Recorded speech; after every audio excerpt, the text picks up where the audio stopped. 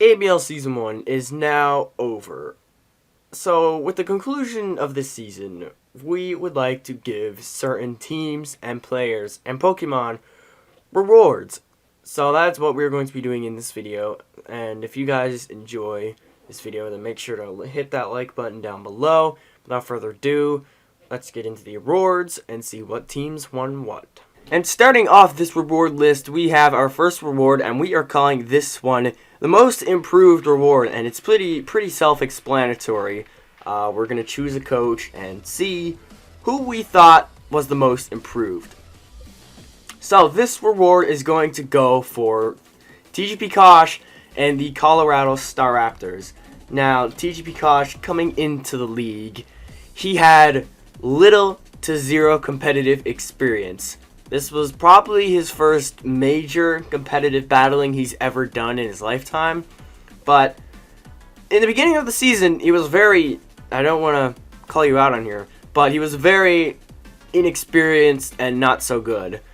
He got swept by teams. Other teams would 6-home with ease. But as the season progressed, he began to adapt, and he picked up some tips from other coaches, and he created his own strategy, which he was able to use further down the season.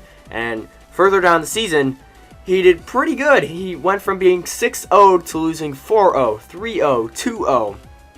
For example, TGP Kosh won 2-0, my mistakes. The California Ursarings only won 2-0 in his rematch with the Colorado Staraptors.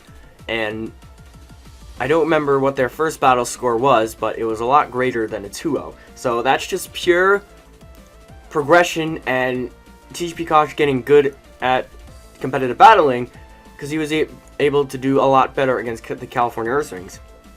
And I'll take it from my team, for example. We did, the Toronto Weaviles, my team, we did great against the Colorado Staraptors in our first battle. But the rematch, we had a little bit of trouble, I'll say that. He definitely put up the pressure on me at some points. His Mega Pidgeot is definitely his strongest Pokemon. It was an offensive threat in the league. Although it may not have that many kills throughout the season, it was very much a Pokemon who was able to put up a lot of damage on a lot of Pokemon and put some pressure up on other teams. A lot of the coaches actually helped out TGP Kosh develop some tips. They gave him some tips, some pointers of what he could be doing better and not do. I know, for example, that I gave him some tips. I told him not to put Brave Bird on Mega Pidgeot because there's no point of it when you can have Hurricane. And he listened to that, and it worked out great for him. Hurricane just did a lot more damage than Brave Bird ever would, and he barely ever used Brave Bird. He usually had hidden power on almost all of his Pokemon, and some of us said, hey, that's not a good idea, you shouldn't do that. So he didn't do that anymore. He changed hidden power, and it helped out in the long run. He did a lot better, although there were some social issues at the end of the season where he quit. We're not going to get into it, but I feel it was very much the most improved player in the team, and unfortunately he will not be joining the Alpha Battle League Season 2, so we will never see how much a battler he would have been able to progress. Next up, for our next ABL reward, this reward is for the coach we think was called the underdog of the team. And what I mean by that is a coach that before the season even started, people were thinking he was going to do bad and he wasn't going to make the playoffs at all even. But this person, they played phenomenally in my opinion, and they showed a lot of people in the ABL and the people watching what they can actually do. And the winner of this reward will go to the coach, xLordM, and his team, the California Ursarings. Now, xLordM, he's a very underrated battler, in my opinion, which is why he's earning this reward, the Underdog reward. He himself has even said that he probably wasn't going to make the playoffs, and he was probably going to do terrible this season. But little did he know, he actually played phenomenally, but I still feel like he could have played a little bit better. But he did the best of his ability, I feel like. I definitely think one of xLordM's advantages is that he had a very powerful team in his roster. He had Pokemon like Keldeo, Conkeldurr, Mew, Mega Scizor, Excadrill, and many more. Porygon 2, which is one of his walls. And he was able to play these Pokemon correctly, and he was able to go head-to-head with some of the best teams. He nearly beat the Toronto Weaviles. The Weaviles only won 1-0, and xLordM, he played great against the Weaviles. He knew what to do. He predicted Pokemon. He planned for Pokemon very well, so props to him on that one. He went head-to-head with the Groningen Slowkings. I still feel like xLordM still could have done a lot better against the Slowkings. Good battler that he is. xLordM didn't do too bad against him.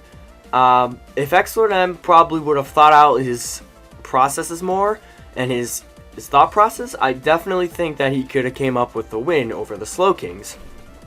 And xLordM has proved many times throughout the league that he is not a bad battler, that he is pretty dang good, and he knows what he's doing in the field. And there's not many other teams and coaches that I thought deserve this reward more than xLordM and the California Ursarings. So I'm very eager to see what the Ursarings will be able to do next season with xLordM as their Season 2 coach. Next up, ladies and gentlemen, our next awards will be the Offensive Pokemon MVP. Now, you guys have voted, and so have the other coaches in the league. So we know who won, and I will choose the top 3 most voted Pokemon. So with offense at the number 3 slot, the third most voted offensive Pokemon is Mega Pincer, who belonged to the Groningen Slowkings. Now, Mega Pincer, it's a very powerful and strong Pokemon. It has great attack stat, great speed. Its ability Aerialate is phenomenal for it because it makes moves like Return and Quick Attack stab, and they're going to hit really hard. And I know for a fact a lot of the teams were very scared of this Mega Pincer, and they prepared a lot for it. Me, for example, in our rematch against Nathan, I was terrified of Mega Pincer. I prepared so much for that thing, and thankfully we were able to take it out. And I know that xLordM, coach of the California Ursarings, they had a lot of trouble with the Mega Pincer. It's just that Mega Pincer, it ripped apart a lot of the teams. It didn't have as many kills as the other two, but it certainly put on pressure against the opponent. And really, it just is very kind of stressful in a way. There was really no good switch-ins to this Mega Pincer. It would just hit hard and hard and hard. It's like, that's the best thing it could do. And Nathan, being the phenomenal battler that he was able to play Mega Pincer correctly, and he was just able to bring out Mega Pincer's full potential and make it known the threat that it is. But unfortunately, Mega Pincer did not earn the 2-1 spot, but I definitely feel that it deserved being in the top 3. So, great job to Nathan on playing Mega Pincer correctly in the season. We'll see what Nathan can do next season, ABL Season 2. And now coming at the number 2 spot, the second most voted offensive MVP Pokemon is Mega Tyranitar, who belongs to the Richmond Spinaraks. Now, Mega Tyranitar was an interesting Pokemon throughout the league. In the beginning of the season, it was very much a big threat. But kind of near the end of the season, I don't think it was very much a threat at all because, well, not really a threat at all. It just wasn't a big enough threat as it was in the beginning of the season because a lot of the coaches knew what it did and they knew how to work around it. They knew how to stop it from setting up and just sweeping. And that is what this Mega Tyranitar did best in the league. Trevor, his favorite move probably on that thing was Dragon Dance. Every single time he brought Mega Tyranitar, I think he had Dragon Dance on the Pokemon. Do not quote me on that. But the scary thing about that is, you could not let that thing set up at all. If that Mega Tyranitar set up, it was almost GG. There's not too many things could switch into a Stab Crunch, an Earthquake, a Stab Stone Edge, Rock Slide, really anything. And it's not even that he could run this Mega Tyranitar offensively all the time. I don't think he ever did this, but Mega Tyranitar can be pretty defensive too. It's got decent HP, pretty good defense, and decent special defense. So it's a physical, tanky wall, which is why it was very hard to deal with, because it could set up and it wouldn't have to worry about being taken out right away because it has bulk behind it, and it could probably eat a super effective hit, except a fighting type attack, of course, because that times 4 weakness does hurt it a little bit. Me speaking from experience, in our first battle against the Richmond Spinaraks, during the end of the battle, Mega Tyranitar nearly brought it back. He nearly brought it back. If my Noivern would not have outsped Mega Tyranitar, then that thing would have brought the game back and he would have won that battle. But thankfully Noivern did outspeed. But it just shows you, if Trevor had the right situation where he could set up with Mega Tyranitar, the thing could be ultimate destruction and rip apart teams. It was definitely one of the most deadly Pokemon to set up on. So, unfortunately, Mega Tyranitar will not be joining the Richmond Spinaraks next season, but we can't wait to see what Trevor will be able to do next season. Coming at the number 1 spot, the offensive MVP of ABL Season 1 will be, drumroll please, Mega Medicham of the Toronto Weaviles. Now, Mega Medicham was an absolute threat in the league. A lot of the teams, I feel like, did not see Mega Medicham as a threat when they were preparing for it, but, when it was on the field, it made the opponent know that it was there, and that it meant business. Mega Medicham did so much damage to a lot of Pokemon. Now, Mega Medicham has only base 100 attack, but its ability, Pure Power, makes it so it doubles its attack, so it basically has 200 base attack. And that is honestly insane. Not a lot of Pokemon have 200 base attack, which is absolutely... Mega Medicham is probably one of the most underrated Megas, because like I said, people usually see just the base 100 attack, but then they forget that it has Pure Power and they have to add on the extra 100. And sure enough, I think that happened in the league, where they saw the base 100 on Mega Medicham and they thought, oh, this thing's not a threat, I should have easy planning to deal around it. But no, Mega Medicham would deal a lot of damage to a lot of Pokemon. There was not many things that could switch in on it safely. A high jump kick would do a heck of a lot of damage to almost any Pokemon. Psycho Cut would OHKO almost any poison type. And I know from experience, because Medicham was on my team in Toronto Weaviles, if Medicham set up with a bulk up, it was very threatening. Not only would it get the attack boost, which is they really didn't need it, and it got the defensive boost on top of that. And certainly in our battle, Toronto Weaviles, the battle with the California Ursarings, our rematch, Mega Medicham set up last minute and it won the Weaviles the game. If Mega Medicham wouldn't have set up, we probably would have lost. One thing that really hindered Mega Medicham though was its kind of slow speed, only 100 base speed, which is pretty good. You outspeed anything under that if it's not Scarf, but there's a lot of Pokemon that are above base 100 speed, which can deal a lot of damage back to Mega Medicham, possibly OHKO it.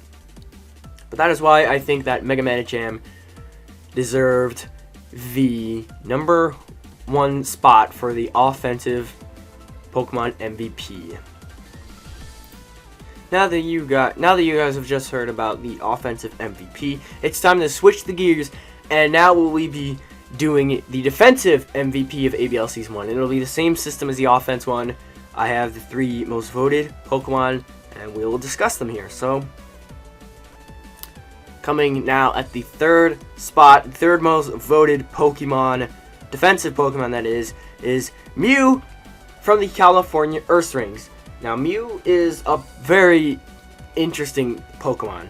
Mew itself is one of the best Pokemon to have in draft format. One, because it has base 100 stats across the board, which is really good. And it's a very versatile Pokemon, and it can be very difficult to prep for. You can run a completely offensive Mew, but then you can also run a very defensive Mew. But in this case, the California Ursarings decided to go for a defensive Mew over an offensive Mew, and it definitely played off, which is why it's in the 3rd defensive MVP slot. Mew, he didn't come to every battle with the Ursarings, but whenever Mew was there, it definitely was a very bulky Pokemon and annoying Pokemon to deal with. Me speaking from experience, the Toronto Weaviles, we had a very difficult time trying to take out the Mew when we had all of our Pokemon who were super effective on it die. Mew would just be a very annoying Pokemon with the access to Roost. It could set up, or not set up, it could heal up any lost health that it have, and he usually also ran Thunder Wave, Will-O-Wisp, Defog, Stealth Rocks maybe, but it wasn't too much. So we had a good defensive Pokemon who could get rid of hazards and then heal right back up. And he could stop those physical sweeping Pokemon with Will-O-Wisp, and he could slow down those really fast Pokemon with Thunder Wave. And that's why the California Ursarings Mew is the 3rd most voted defensive Pokemon. And now the 2nd defensive MVP Pokemon is Tangrowth of the Groningen Slowkings. Now Tangrowth, it was a very difficult Pokemon to maneuver around. Now same case with Mew. Tangrowth did not show up to any. He didn't show up to that many battles. He was there for a lot of them, but he wasn't with the Slowkings every battle. But like Mew, when Tangrowth was there, you knew that it meant business and it was going to sponge up hits right away. Tangrowth has a very good physically defense stat, a good HP stat, and its ability, Regenerator, is a very good thing for it, because if Tangrowth was on low health, Nathan could just switch it out and then switch it back in, and it would regain some of that health, and he could just continue that cycle, which is why Tangrowth is a great Pokemon to have in draft league format, because it's not a Pokemon you don't need to sack off, because even if it is at low health, you can just switch it out and then bring it back in and it'll get some health back. Because most Pokemon, when they're on low health, people are just like, oh well, this thing's dead anyway, so we'll sack it off. That's different with Tangrowth, because like I said, Regenerator, switch out, switch back in, it'll get that health back. Now, the only thing that Tangrowth is really hindered by is its special defense stat, which is not very good. But Nathan knew that it had a very low special defense stat, and he prepared and fixed that a little bit. He ran Assault Vest Tangrowth a lot of the times, which meant this thing was extremely, extremely bulky. It ate up the physical defense hits, because it's a physically defensive Pokemon. And then with the Assault Vest, it could back it up with the special defense on the Assault Vest. So really, this thing was able to sponge up hits, and with Regenerator, it got the health back that it was lost. But even at that, and he didn't run Assault Vest, the thing was still annoying to deal with. It could have just been a great physical wall in general. It gets access to Leech Seed, which is very stally. You can get health back, and you can just stall out the opponent. Sleep Powder, another very annoying and difficult move to maneuver around. Unless you don't have a Grass type or anything immune to it, not many Pokemon want to be put to sleep. And Giga Drain, he gets health back. So overall, Tangrowth was a very bulky Pokemon, which is why it was voted the 2nd most defensive Pokemon in ABL Season 1. And now, the number 1 most defensive Pokemon is of ABL Season 1. Drumroll, please. Milotic of the Toronto Weaviles. Now, if you did not expect this one, I don't know what you're thinking. Milotic was easily one of the most annoying Pokemon in the league. For obvious reasons, a lot of the teams had a lot of difficulty getting around Milotic if you didn't prepare for it at all. If you didn't prepare for Milotic that much, it was going to stall you out, and that was it. Levitee, he was very good at doing that. He played Milotic as a stall, toxic, recover set, and it worked out great in most situations. Milotic has a really good special defensive stat. I think it's base 125, I'm not sure, don't quote me on that, which is really good, and its HP stat is pretty good too. But his defense stat is not good, but like Tangrowth, it had a really good ability. Milotic's ability, Marvel Scale, it meant that if Milotic was statused, it was going to get the defensive boost. So Milotic would have a lot of special defense, and then if it's statused, it would just eat up a lot of hits because its defense stat would be boosted then. And I know in the Toronto Weaviles versus the Richmond Spinaraks, their first battle, Trevor must not have been aware that Milotic's ability Marvel Scale boosts defense when it was status. So he clicked Thunder Wave on Milotic, and it just made it super bulky, and Trevor had a lot of difficulty trying to maneuver and take out this Milotic. Now still, even with the Marvel Scale boost, Milotic was still going to get hurt by a lot of physical attacks, which is why Mega Pincer was a problem for Milotic, because it couldn't really do anything about it. And going back to the situations where if you didn't prepare for it that much, Milotic was just going to run house. The second battle, Toronto Weaviles versus the Groningen Slowkings, Milotic was a very big issue for him. He did not have many Pokemon that could take it out. And Milotic just stalled. It just a toxic, recover, scald. And it's just, there's not many things they could do about it. Same thing, Toronto Weaviles versus California Ursarings. Milotic was a huge problem for him. Milotic was a big problem for just a lot of the teams. And as the season went on, Milotic became one of the biggest threats in the league. And people prepared for that a lot. Just because it was hard to kill if it was maneuvered right. And not to mention, Milotic gets the abilities Dragon Tail and Haze. So if there's a Pokemon that wants to set up on Milotic, it's completely fine. It doesn't need to worry about it. It can just click Haze, which can stop the stats, make its stats go back to normal. Or you can just click Dragon Tail and force the Pokemon out.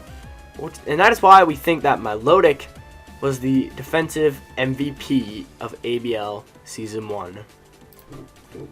So now, with the conclusion of ABL Season 1, a lot of the people and coaches are looking forward to ABL Season 2. And now for ABL Season 2, people, we will be having a live draft on Twitch. Trevor will be streaming the live draft on Twitch.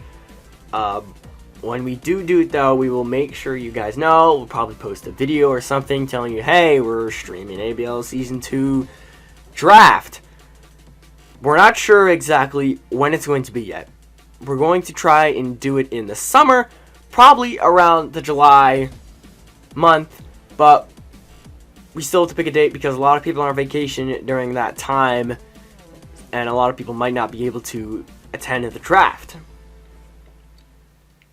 But that is going to be it for this video. If you guys love ABL Season 1, then make sure to hit the like button down below. And if you are hyped for Season 2, then make sure you tell us in the comments below. And tell us which team you'll be rooting for in Season 2 and which team you want to win the Alpha Cup next season.